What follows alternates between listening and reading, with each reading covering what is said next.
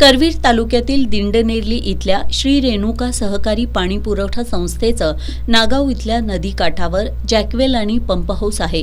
सध्या उपसाबंदी असल्यानं या ठिकाणचा विद्युत पुरवठा बंद आहे।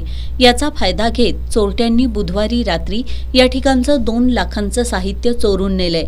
चोरट्यांनी केवळ केबलच नव्हे तर स्टार्टर आणि 24 फूट लांबीच्या तांब्याच्या बसबार पट्ट्याही पळवून नेल्या आहेत।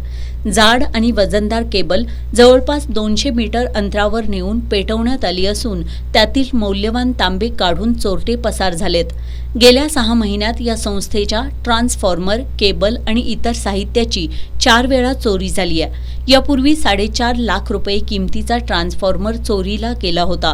वारंवार होणाऱ्या चोऱ्यांमुळे संस्थेचे आतापर्यंत जवळपास 15 लाख रुपयांचे नुकसान झाले।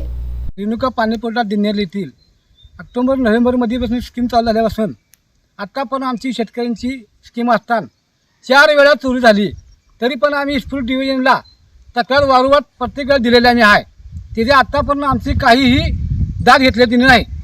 यापूर्वी चोरी झाल्यानंतर संस्थेनं नदीकाठावर सीसीटीव्ही कॅमेरे बसवले होते, मात्र चोरट्यांनी त्यांचंही नुकसान केलं होतं।